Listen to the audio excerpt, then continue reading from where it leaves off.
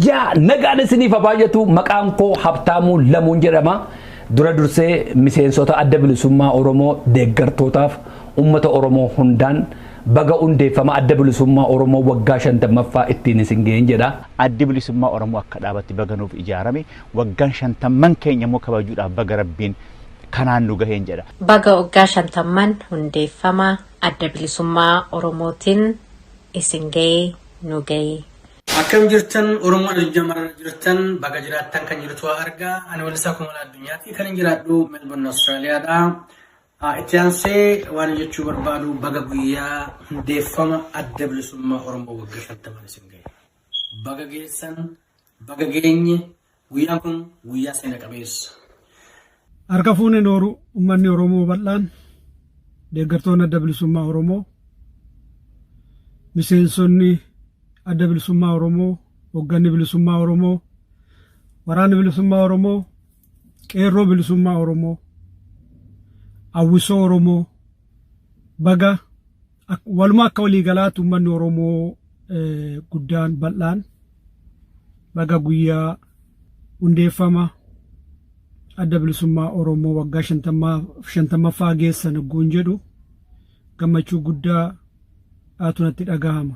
Rakkamnaa jirtu hundumti keessaniyyuu baga nagaan dhuftanii maqaan kiyyaa Hawwii H Qananiinaan jedhanii har'a waggaa 50ffaa dhaaba keenya kabajuudhaaf walitti dhufne Rabbiin haa galatu kanaan ga'uun keenya erga of barree waggaa 50 guunnee jechuudha. Ni waan guddaadha. Assalamu alaikum wa rahmatullahi wa barakatuh. Gootawwan Oromoo xiqqaa guddaan bakka jirtanitti kan biyya jiru ka ala jiru ka bakka fedhe jiru hundi keessanuu baga Rabbiin amata 50ffaa bu'uureessa Oromoo adda bilisummaa Oromootiin nu gaheen isiniin jaa hundi keessanuu bakka jirtanitti. Oromoonni martuu kan addunyaa kana jirtan kan bahaa fi kibbaa kan dhiyaa fi kaabaa baga hundeeffama goboo kan waggaa 50ffaatiin nu ga'ee isiniin jechuun barbaada. Addi bilisummaa Oromoo qabsoo bilisummaa Oromoo keessatti gahee leencaa qaba. Addi bilisummaa Oromoo injina qabsoo bilisummaa Oromooti. Qabsoon kana duras otoo adda bilisummaa Oromoon ijaaramanis qabsoon bakka adda addaatiin ture. Garuu akka adda bilisummaa Oromootti akka biyyaatti akka guutummaan biyyaatti ka qabsoo bilisummaa Oromoo akka finiinse adda bilisummaa Oromooti. Hundeeffamuu adda bilisummaa Oromooti irratti waa hedduu qabneerra waa hedduus itti arganneerra. Ilmaan Oromoo qaqqaaliin lubbuu isaanii qaalii itti dhabanii ilmaan Oromoo miliyoonotaan lakkaaman itti wareegamanii aarsaa gugurdaan fi wareegamni gugurdaan kana hin jedhamne itti kaffalamee har'ammoo nuti Oromoodha jennee mataa ol qabannee akka deemnu taasifameera. Addi bilisummaa Oromoo naafi dhaaba siyaasaa duwwaa miti. Abbaa kooti, barsiisaa kooti, gorsaa kooti, guddisa kooti. Kanaafan yeroo hundumaa adda bilisummaa Oromoon boonaa jiraadha. Adda bilisummaa Oromoo sirriitti kan hin baree 90moota keessa. Kan dhaga'amu ani Wallisaa Shoolee Tafarraa Lammeessaati. Guyyaa kana guyyaa dadhu miira lamaan dhaga'ama. Tokko miira gaddaa kaan immoo miira gammachuuti. Miirri gammachuu natti dhaga'amu har'a bakka har'a geenye kana bakka qabsoon keenya geesse injifannoo qabsoon keenya gonfatte injifannoo uummanni keenya gonfate waloodhaan yeroon of duuba deebi'ee yaadadhu waan qabsoon kun keessa darbe wajjin walitti madaalee guulaalu miira gammachuu keessa na galcha. Injifannoo hedduu gurguddaa fi amansiisaa abdatamaa ta'e hedduu irra geenye jirra yeroo har'aa kana keessatti. Qabsoon keenya bilisummaadhaaf taakkuu tokko waan nu hafe natti fakkaata jedheetti namana. Kan lammataa miira gaddaati gaggabaabsuudhaaf. Miira gaddaa keessaa wareegama bakka irra geenye kana gahuudhaaf akka ummata akka Oromootti kan falle keessattuu immoo akka adda bilisummaa Oromootitti damee adda addaa keessatti yookaan immoo dirqama qabsoon gaafatti hunda keessatti qooda kennuudhaan wareegama ta'e hunda isaa guyyaa dadhu gadda gurguddaan natti dhaga'ama. Fakkeenyaaf wareegama Shinnigaa wareegama dhiyaatti ta'e kanaaf kan kana fakkaatan yeroo yaadadhu wareegama qeerroo Oromoo waggoota dheeraadhaaf kan falame yeroo yaadadhu gadda guddaan natti dhaga'ama. Keessattuu yeroo har'aa yeroo ilma Oromootitu Oromoo bira darbe Itoophiyaa bulcha yeroo jedhamu keessatti dhumaatiin waggaa 50 qaqqabee jennu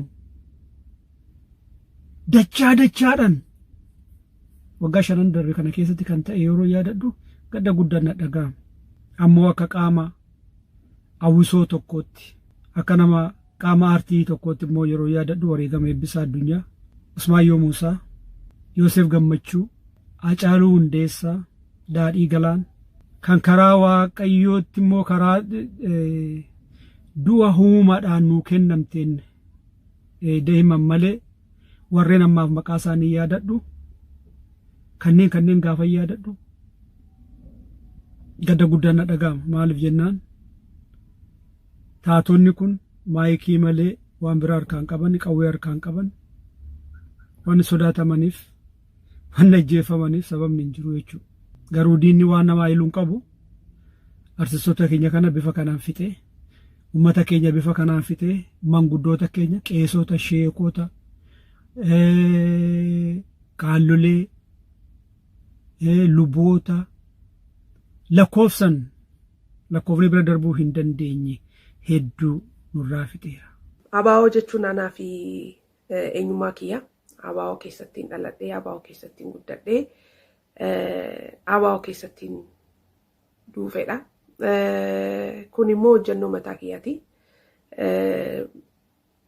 Wanta ofii kiyyaaf akka nama tokkotti dhugaadhaa jedhee kaayyoon ani qabadhee jirudha. Kaayyoodhaanaa fi waan itti amane tokko waan dhugaadhaa jedhee uummata kiyyaaf fayyada jedhee uummata kiyyaaf dhaabbatee jedhee waan itti amanu tokko adda ba'uun fedhu waan fedheedhaan jechuudha. Waa'ee siyaasaan badaan beeku waanuma dhaga'u waanuma arguurraa malee nama siyaasaa miti ani artistiidha. Garuu akka nama tokkotti immoo uummata kiyyaaf nan quuqama. Uummata kiyyaaf dhaabbachuun fedha. Yoo onnee isaa qabaadhee akka bookoo galee loluu yoon dadhabee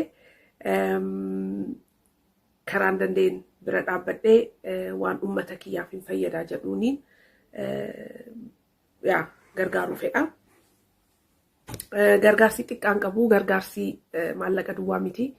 Gargaarsa jechuun gargaarsa hamilee, gargaarsa tokkummaa labsuu, gargaarsa jaalala labsuu, gargaarsa ayinataa baay'ee qaba gargaarsi. Erga qabsoon bilisummaa Oromoo jalqabee kaasee ilmaan Oromoo qaqqaalii hedduutu lubbuu isaanii wareege. Beektota, hayyoota, qotee bulaa, barsiisaa, barataa, dubartoota, ijoollee, maanguddoota. Namoota hedduutu qabsoo bilisummaa Oromootiif jecha lubbuu isaanii wareege. Keessattuu immoo akka adda bilisummaa Oromootti akka dhaaba adda bilisummaa Oromootti erga adda bilisummaa Oromoo ijaarame kaasee nuti amantiidhaan adda baanu jedhanii ilmaan Oromoo akka harka ol qabatanii warri du'an akka nuti guyyaa har'aa mataa keenya ol qabannee akka nuti deemnu kan godhan isaanii. Qabsoon waggaa 50 kana keessatti ka'ee gale kun har'arra jabaatee akka ilmi Oromoo mataa isaa gadi qabatee hin deemne akka godhee qabsoo gaafa sana adda bilisummaa Oromoo jalqabeedha. Qabsaa'onni keenya lubbuun kannaa jiranii nutis waan dandeenyu bira dhaabbachuun dirqama hanga galma geenyu qabsoon gannuu qabsoon ganinaa ilmaan Oromoo. Otoo waggaa 50 har'aa gootonni Oromoo wal ga'anii dukkana hamaa sanatti jabaasuu baatanii otoo jarnoonni Oromoo qawwee kaafatanii bosona seenanii gaaf sana qawwee bilisummaa dhukaasuu baatanii otoo hayyoonni Oromoo gaaf sana wal ga'anii nuti saba bilisummaan dhalate saba bilisummaan jiraachuu qabu didee gabrummaa jechuu baatanii otoo jarnoonni Oromoo barsan kuffisanii kufuu baatanii otoo wallisoonni Oromoo barsan gitaara isaanii qillisaatii dinne gabrummaa jenne bilisummaa jechuu baatanii Oromummaan bakka har'a jirtu kana hin geessu ture. Adda bilisummaa Oromoo keessatti immoo hooggantoonni yeroo sana jira warri walitti dhufee rakkinni Oromoo akkamittiin furama jedhee warri wal ijaaree bilisummaa Oromootiif jecha warri bakka tokkotti dhaabatee dhaaba kana ijaaree galata guddaa qabu. Dhaabni kun akkuma silasiniin jedhee dhaaba ilmaan Oromoo biratti kabajaa guddaa qabudha. Dhaaba jaallatamaa, dhaaba iji ilmi Oromoodhaa akka banamu ka godhe adda bilisummaa Oromooti. Kanaaf iyyuu kabajaa guddaa qaba. Waggootawwan 50 kana keessatti wanni ta'e akka nuti har'a mataa kan keenya ol qabannee ijoolleen keenya akka isaan otoo hin qaanfatin mataa isaanii ol qabatan akka haasan ka godhe adda bilisummaa Oromooti. Adda bilisummaa Oromoo galata guddaa nu biraa qaba. Har'a Oromoon afaan isaatiin boonee akka afaan isaatiin dubbatu akka afaan isaatiin falmatu taasisameera. Har'a Oromoon ani Oromoodha. Biyyi kiyya Oromiyaadha akka jedhu taasifameera. Har'a Oromoon qubee afaan Oromootiin akka barreessee dubbisu taasifameera. Har'a Oromoon bakka jiru hundaa dammaqee an Oromoodha jedhee Oromummaasaa akka cimsu, Oromummaa irratti hundaa'ee tokkummaasaa akka cimsu taasifameera. Kanaaf wareegama qaalii isin nu gootaniif hedduu galatoomaa jenna. Wareegama qaalii isin nu gootaniif isin wareegamtaniiti nuti har'a lafee keessaniin dhaabbannee deemna. Hedduu galatoomaa. Jaalle Abdurrahim Muhammad Liddii boolli isaa daadhina guutu. Jaalle Abdurrahim Muhammad haasaansaa, afiroonsaa, dubbannaansaa, sabboonummaansaa, hidhannoon mudhii isaa irra jiru baay'ee na hawwate. Akka isaa ta'uun barbaadan ture. Kanaafan gaafadhe maaloo anis dhaqeen akka kee hidhachuu barbaadan jedheen lakkii ati ijoolleedhaa obsinaan jedhee yeroo baay'ee of biratti na qabee sana booda akka dhaqee jajjabummaa baradhu marsaa 8ffaa Baabboo Gambeelitti na argeen jajjabummaa marsaa 8ffaa ergan baradhee booddee fiigeen isa bira dhufe koboriin akka isaa ta'uu waan hin barbaaduuf ijoollummaa sanaan dhaabni adda bilisummaa Oromoo dhaaba ijoollee koborduu waan itti fakkaatu ture. Ijoolleen kobor baay'inaan kumaatamaan achi keessa waan turaniif fakkeenyaaf maqaa dha'uudhaaf kan akka Jaalle Kamaal Qalbeessaa faa, Jaalle Saddiiq Umar faa, Jaalle Biichee faa, Jaalle Bakkalchoo Useen faa hedduudha maqaa isaanii dhahee fixuu hin danda'u. Anillee achi keessatti akkan qooda fudhadhuuf sababi guddaa kan naaf ta'e Jaalle Abdurrahim Muhammadii sana booda biyyarraa ba'ee magaalaa Finfinnee dhufe. Magaalaa Finfinnee barumsan adda bilisummaa Oromoo keessatti baradhe jajjabummaa sanaan artistoota Oromootiif waardiyaa ta'e yeroo dheeraaf waliin socho'aa turen biyyarraa ba'ee sirbagaa biyya alaa kana dhufeen jalqabe waan ta'eef seenaa artiitiif adda bilisummaa Oromoo kana baay'inaan waan hin beekneef hammuma kanan irraa jedha. Falmii keenya itti fufna, itti fufaa. Oromoon akka waliigalaatti amma waan barbaannu hunda dhuunfannutti. Sababni nuti qabsoorraa duubatti deebinuuf hin jiru. Gamtaa keenya jabeessine waan nurraa eegamu hundumaa qabsoof gumaachine akkuma madura keessa dabarretti yoo itti fufne yeroo gabaabduu keessatti waan barbaanne arganna dhuunfannaa ishii hafte hunda jechuudha. Nuti akka artistii Oromootti artistii otoo hin ta'in nuti qabsaa'aa sabaati, qabsaa'aa bilisummaa Oromooti. Kanaaf iyyuu akka irra guddaan kan keenya immoo akka nuti agartee jala dhaabbannee achirratti hiriirree rakkoon uummata Oromoolee maali jennee akka nuti barru kan godhe adda bilisummaa Oromooti. Qabsoo bilisummaa Oromoo kana keessatti artistootiin Oromoo otoo guyyaa tokko jireenya isaaniitiif hin yaadin, otoo guyyaa tokko mee maal bor maal taana jedhanii otoo yaadin lubbuu isaanii kennanii agartee qabsoo bilisummaa Oromoo finiinsaa warri turan, haamileetti gochaa warri turan hedduudha. Warri immoo lubbuun isaanii otoo guyyuma har'a waanuma har'a dhageenye kana yoo ta'u argee warri lubbuun isaanii immoo dabre warri lubbuun isaanii immoo wareegame immoo baay'eedha. Kan akka Alii Birraa, Nuhoo Goobanaa, Zarihuu Wadaajoo, Hacaaluu Hundasaa, Zeenuu Mokonnin, Jireenyaa Ayyaanaa, Yoosef Gammachuu, Usmaayyoo Muusaa, Maaramee, Alamaayyoo Mokriyaa, Eebbisaa Addunyaa. Warra ani maqaa isaanii yaadadhuudha warri kun warra qabsoo bilisummaa Oromootiif jecha otoo wallisanii guyyaa tokko jireenya isaaniif illee otoo hin yaadin wali lubbuun isaanii darbeedha. Lubbuu isaanii rabbiin jannataan haa qanasiisu. Warra akka kiyyammoo lubbuudhaan jirrummoo otoo hin turin otoo hin bulin otoo lubbuudhaan jiru bilisummaa Oromoodha rabbi nu agarsiisuun jedha. Ani miseensa adda bilisummaa Oromoo ta'een beeku. Garuu deeggartuu bara dheeraati. Bara 1995 irraa kaasee ammaarraatti deeggartuu adda bilisummaa Oromooti. Kaayyoon koo kaayyoo adda bilisummaa Oromooti.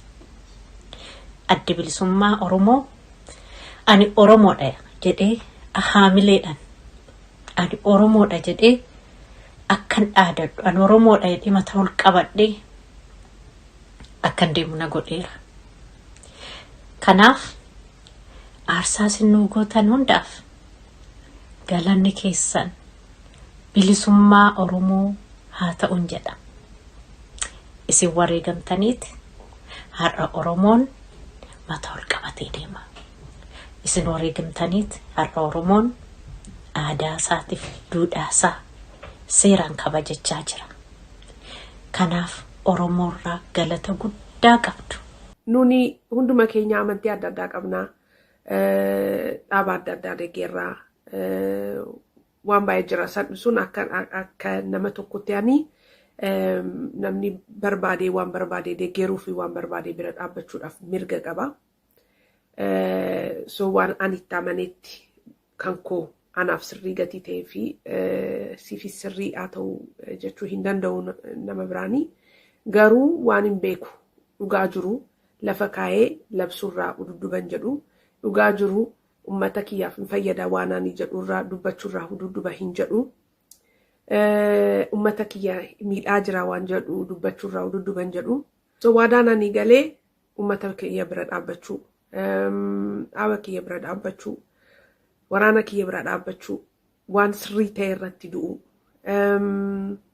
Kana waadaan ani galee sirrii gatii ta'eef anaaf akka nama tokkotti fudhadheen jira. Adda bilisummaa Oromoo amma biyya alaa teenyee waggaa 50 isaa qabanne yoo rabbi jedhamu waggaa 51ffaasaa biyya gallee gammachuudhaan kabajna jedheetanii yaada. Adda bilisummaa Oromoo baganuu ijaarame. Adda bilisummaa Oromoo ija nuu bane. Adda bilisummaa Oromoo eenyu akka taane nu barsiise. Adda bilisummaa Oromoo akka ilmi Oromoo tokko gabrummaa jalatti hin hafne akka ilmi Oromoo tokko carraaqee gabrummaa jalaa akka inni fincilee lolee akka inni gabrummaa jalaa ba'u akka godhe dhaaba adda bilisummaa Oromooti. Adda bilisummaa Oromoo ilmaan Oromoo biratti kabajaa guddaa qaba.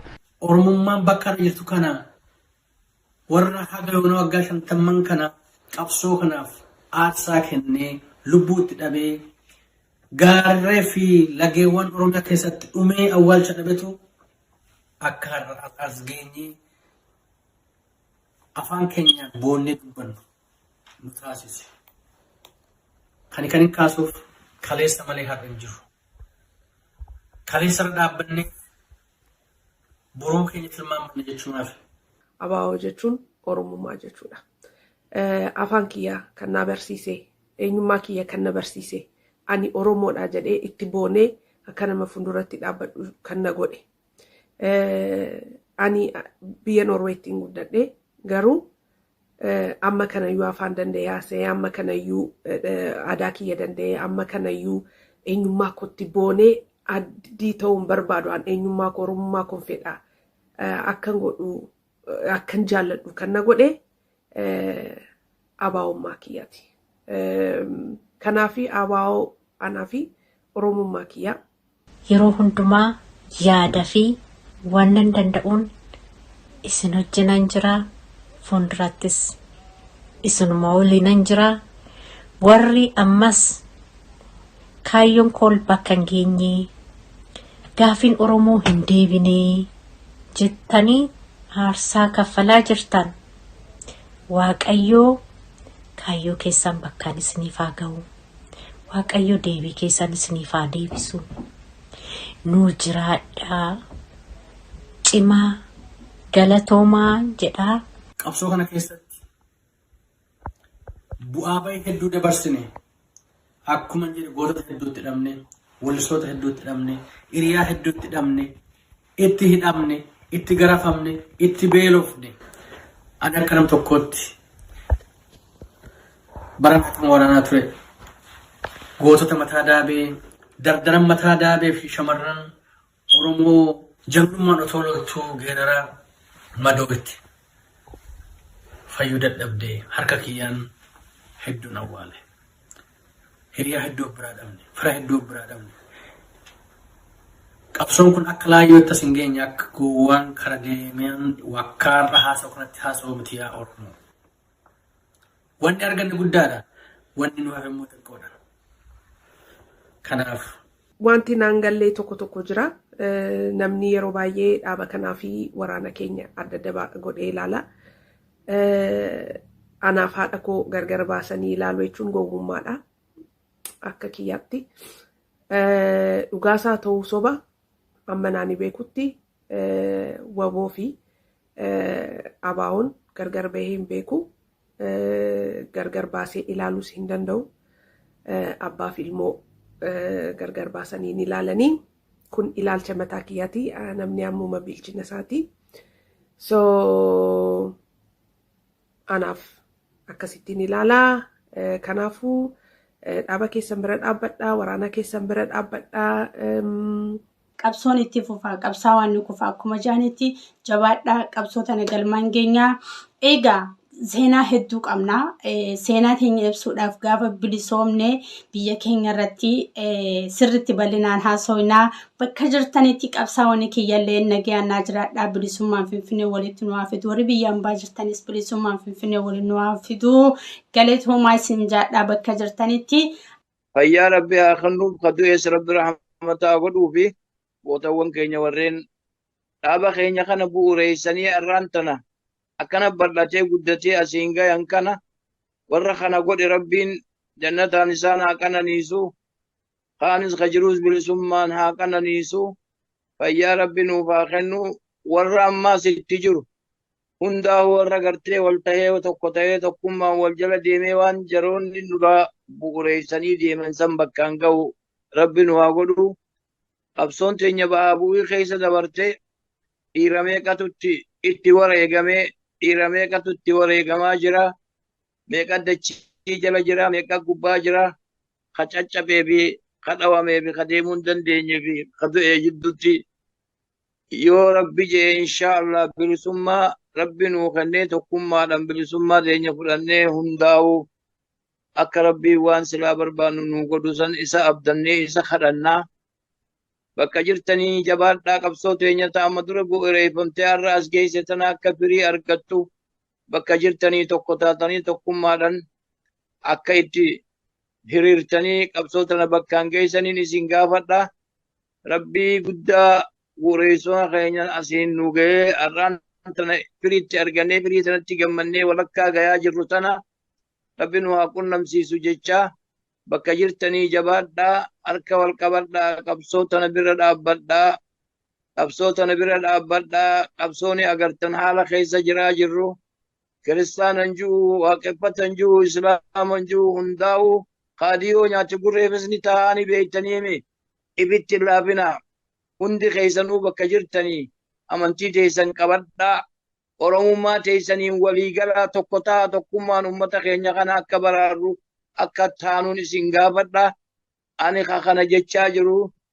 Muhammad Shankifeen isiniin jaa assalaamu alaikum wa rahmatullahi wa barakatuhu waan dhaggeeffattaniif galatoomaa jabaadha. Garuu dhumarratti by the end of the day hundumti keenya kan nuti feenu bilisummaadha oromummaadha waliin dhaabbannee biyya keenya guddisuudha. Kanaafuu Rabbii wannu agalchuuma maal jedhama. So kana naa jiraadhaa isinin jaalladhaa.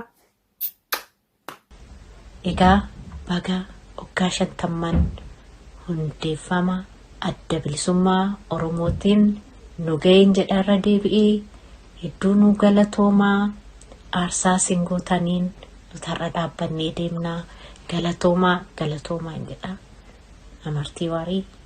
Irra deebi'ee baga guyyaa jala bultii kabajaa ayyaana waggaa 50ffaa bu'uureeffama adda bilisummaa Oromootiin isin ga'e isiniin jedha. Jiraadhaa bakka jirtanitti, jabaadhaa bakka jirtanitti. Gamtaa keessan cimsaa, qabsoo keessan finiinsaa. Dhaamsa kooti. Sirba maamii kiyya tokkooniin isiniif gabaabsaa jechuudha. Baga guyyaa bareedaa kana isiniin ga'ee, nuun ga'ee, Rabbi immoo bilisummaadhaan isa hafee nuuf haa dabalu. Kanumaan jedhaa akkasi. Harki harka dhiiqee turii qulqulleessa malee waliin nyaatu kalmaan bineensa aadaaf bifaaf qomoon dhiigni wal fakkaatu barree ammaatti jedhee foonni foon nyaatu. Harki harka dhiiqee turii qulqulleessa malee waliin nyaatu kalmaan bineensa aadaaf bifaaf qomoon dhiigni wal fakkaatu barree ammaatti jedhee foonni foon nyaatu. Waan isinitti dhaamachuu barbaadu qabsoo gootonni Oromoo waggaa 50 kana lubbuu itti dhabanii qaama itti dhabanii itti hidhamanii itti daraaramanii asiin ga'an kana cuuriirraa kuu haa dhiisu. Yoo waa Oromoof haa gochuu dadhabne Oromoo irratti daba yaadu haa dhiifnu. Waliif haa gallu. Karaan bilisummaa dheeratullee waan nu hafu xiqqoo natti fakkaata. Waa hedduu arganneerra walii galtee qofatu nu hafa. Kaleessas diinni nu gabroomsine nuti wal cabse. Har'allee walii galuu baanne nuti of cabsaa. Dhaamsi kiyya walii gallee alaa haa gallu. Gowwaa keenya immoo haa gorfannu. Beekaa jala haa deemnu. Baga geessan baga geenye injifannoon uummata Oromoof Oromiyaan bilisoomti. Galatooma. Fayyaaf nagaa qabaadhaa. Baga waggaa 50 keenya Rabbiin nu ga'e. Irra deebi'een bagattiin isin ga'een jedha. Fayyaa ta'a.